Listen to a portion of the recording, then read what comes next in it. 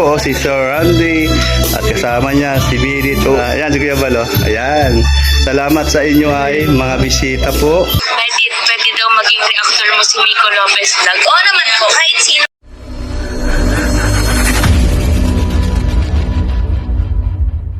So what's up, magandang araw mga idol. For today's video mga idol ay mag-reaction nga tayo dito kay Medit. Ngunit bago ang lahat mga idol ay siguraduhin nakasubscribe na kayo dito kay Baby Girl Medit. Ito nga mga idol ng kanyang mga social media account. Halina't i-follow, subscribe na natin mga idol.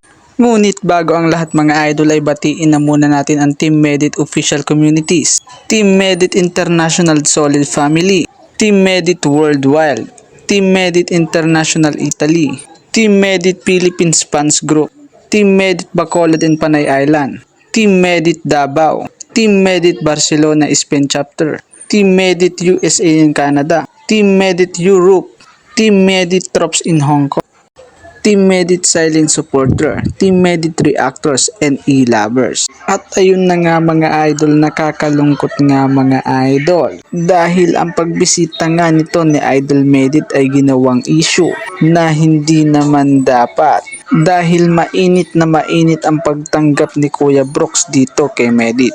At nakasama pa nga nila dito ang ama ng Kalingap. At nagkaroon nga sila ng masayang salo-salo.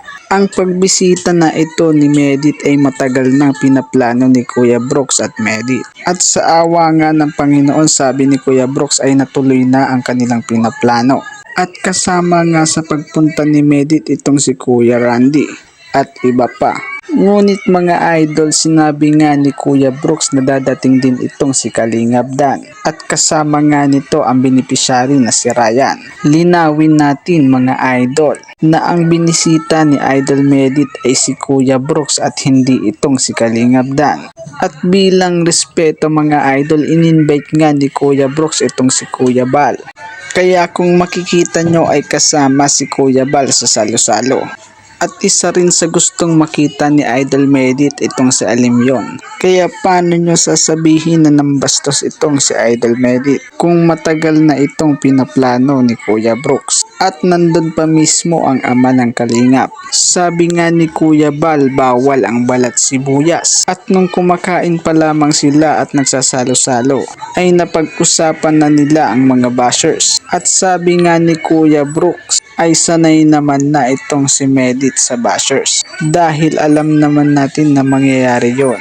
Kaya nga sabi ni Kuya Brooks na wag na lang pansinin dahil hindi naman nila alam ang tunay nang nangyari sa likod ng kamera.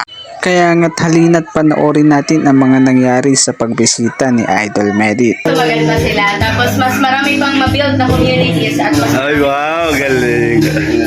Ayan. Mabuhay! Ang bagong kaibigan ulit. Kasama niya si Birit. Ayan si Kuya Bal. Ayan. Salamat sa inyo ay